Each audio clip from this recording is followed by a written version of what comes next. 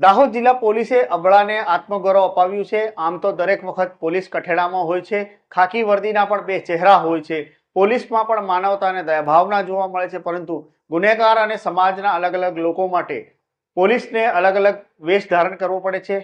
દાહોદમાં મહિલા માટે પોલીસ દેવદૂત બનીને આવી છે। થોડા દિવસ અગાઉ સંજેલીની મહિલાને તેની સાસરી પક્ષ દ્વારા અર્ધનગ્ન કરી માર મારી વરઘોડો કાઢવામાં આવ્યો હતો, જેમાં પોલીસે તમામ આરોપીઓને ઝડપી જેલ ભેગા કર્યા છે। તો બીજી તરફ આ નિરાધાર અબળા મહિલા માનભેર જીવન જીવી શકે, આત્મનિર્ભર બની પગભેર થઈ શકે તે માટે પોલીસે મહિલા માટે આત્મનિર્ભર વેજીટેબલ શોપ ખોલી સામાજિક ઋણ અદા કર્યું છે। દાહોદ જિલ્લા ખાતે સંજેલી તાલુકાના ઢાળસીમડ ગામે 29 તારીખના રોજ જે 28 તારીખના રોજ જે ઘટના બનવા પામેલ હતી, એ ઘટનાના અનુસંધાને આપ સૌ વિદિત છો એમ પોલીસ દ્વારા 12 આરોપીઓ ત્યારે જ પકડી લેવામાં આવેલ હતા। મહિલાને રેસ્ક્યુ કરાવેલા અને કાયદાની તમામ કલમો લગાડી અને આઈટી એક્ટ લગાડી આરોપીઓ વિરુદ્ધ કાર્યવાહી કરેલ। ત્યારબાદ જે બાકી આરોપીઓ હતા એમને 31 તારીખે મોડી રાત્રે દાહોદ જિલ્લા પોલીસે ધરપકડ કરી લીધેલી હતી। કાયદાકીય પ્રક્રિયા ઉપરાંત ગૃહ રાજ્યમંત્રી શ્રી હર્ષ સંઘવી સાહેબનાઓનું સૂચન હતું કે પોલીસ દ્વારા મહિલાનું પુનઃસ્થાપન થાય, ગરિમાભેર અને માનભેર જીવન જીવી શકે અને તેઓને આર્થિક રીતે કોઈ ઉપર ડિપેન્ડ ન રહેવું પડે, એના માટે ગુજરાત પોલીસ દ્વારા કાર્યવાહી થવી જોઈએ।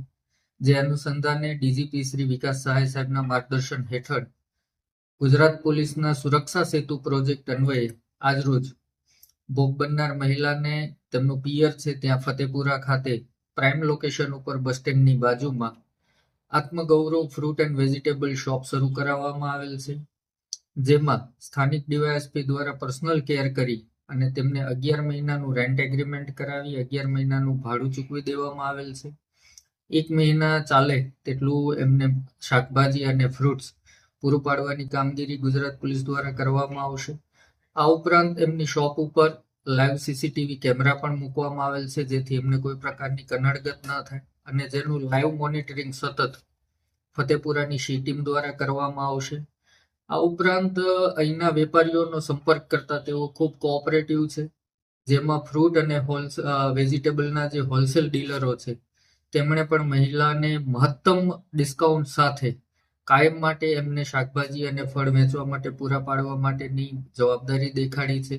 આમ તમામ લોકોના સાથ સહકાર, સ્થાનિક વેપારીઓના સાથ સહકારથી આજે ભોગ બનનાર પીડિતાને આર્થિક રીતે પગભર કરવાની કાર્યવાહી કરવામાં આવેલ છે। પોલીસે આ મહિલાના પુનર્વસન માટે આજે જે કામ કર્યું છે તે સરાહનીય છે। અત્યાચારનો શિકાર બનેલી આ મહિલા હવે સન્માનભેર સમાજમાં જીવન નિર્વાહ કરી શકે તે માટે પોલીસે વ્યવસ્થા કરી સાબિત કરી દીધું છે કે દરેક પીડિત મહિલાનો પિયર પક્ષ ગુજરાત પોલીસ છે, દાહોદ પોલીસ છે।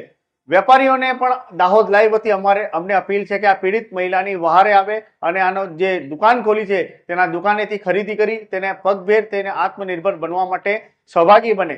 કોઈ પણ મહિલાને કનગડત થતું હોય અથવા ઘરેલુ હિંસાનો શિકાર થતી હોય તો તે મહિલા આ મહિલાથી પ્રેરણા લે, બેઝિઝક બની પોલીસનો સંપર્ક કરે, કારણ કે પોલીસ દરેક મહિલા માટે બેફિકર થઈને મહિલા પોલીસનો સંપર્ક કરી શકે છે। પોલીસ પ્રજાનો રક્ષક પણ છે અને બહેનો માટે પિયર પક્ષ પણ છે, એટલે તમે કોઈ ઘરેલુ હિંસાનો શિકાર થતા હોય તો તાત્કાલિક તમે મહિલા પોલીસ સ્ટેશનનો અથવા નજીકના પોલીસ સ્ટેશનનો તમે સંપર્ક કરી શકો છો અને આત્મભેર સન્માનભેર જીવન જીવી શકો છો। ધન્યવાદ।